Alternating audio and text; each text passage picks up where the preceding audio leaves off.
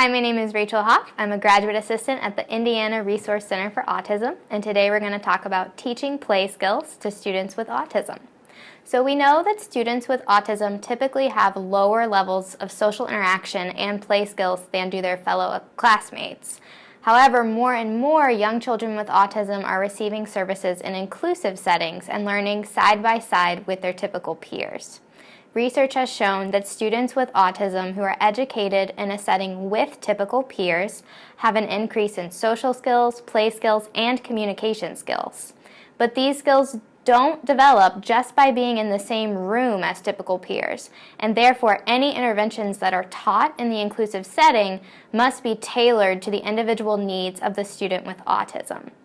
One way that teachers and families can help students with autism develop play skills is to understand the progression of how young children learn to play.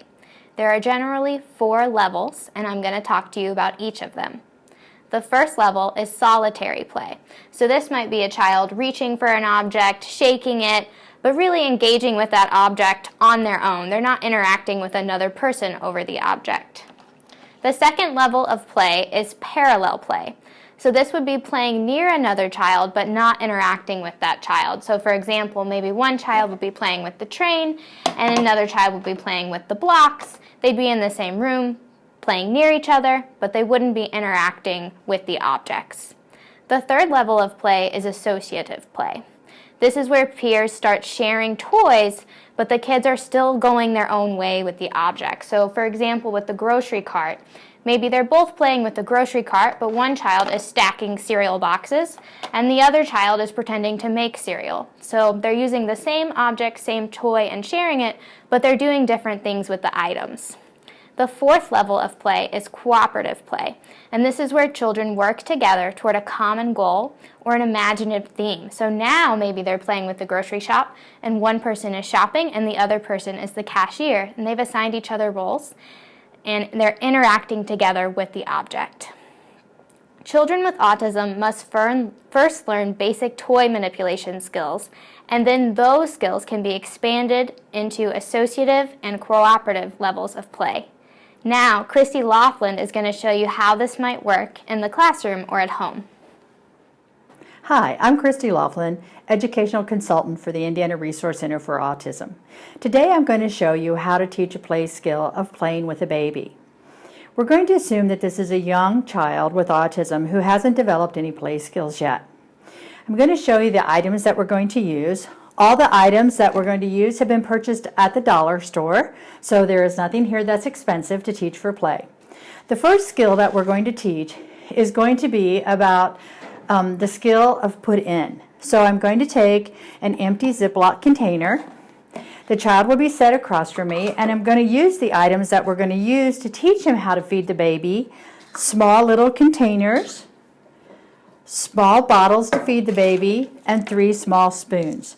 So in this activity, I'm just going to hand one of these items to the child and ask him to put in, good job, put in, put in, put in, because this is going to be one of the activities that he will have to do when we're teaching him or her how to feed the baby.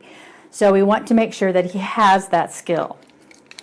Next, one of the other items that I purchased at the Dollar Tree was a plastic shoebox.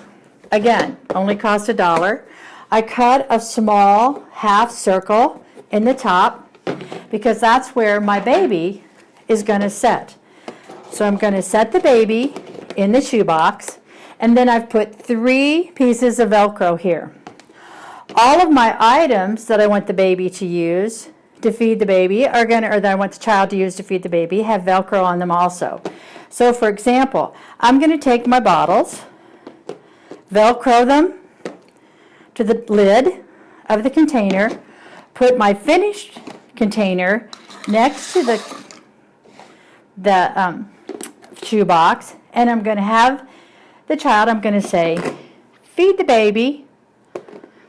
So I want him or her to feed the baby, all done, feed the baby, all done, feed the baby, all done. Then I'm going to take the plastic spoons, because we have to feed the baby with a spoon. So he or she would feed the baby, all done. Feed the baby, all done. Feed the baby, all done. Same thing with my containers.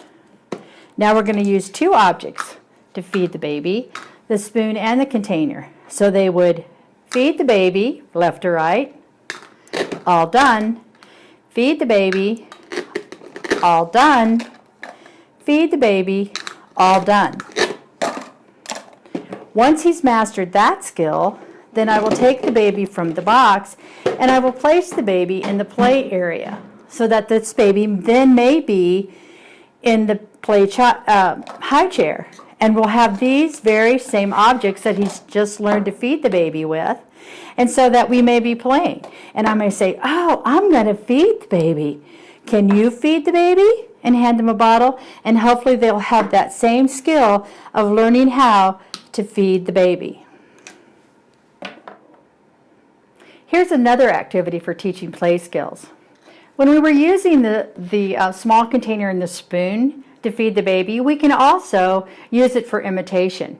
So when we have nonverbal imitation that we're trying to use the child, we can say, do this, because we're teaching that child that we want that a natural usage of this is to stir and to scoop out. So here's another activity that we can use with our play stove.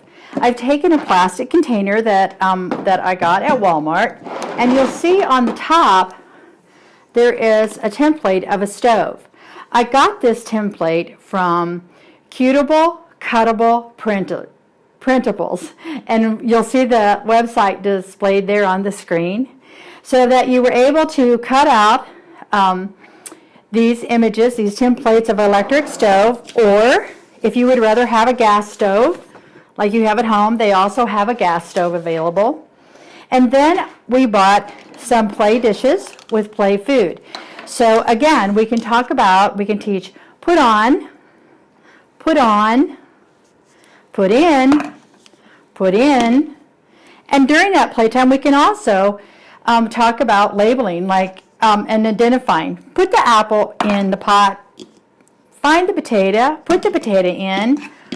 What's something that's red that we can cook? So we're going to put that in. Stir the pot, because we've taught that image or that imitation skill. Or do this to stir the pot, and we can play on the stove. And then all the items that we need to play stove go back into our container for easy storage.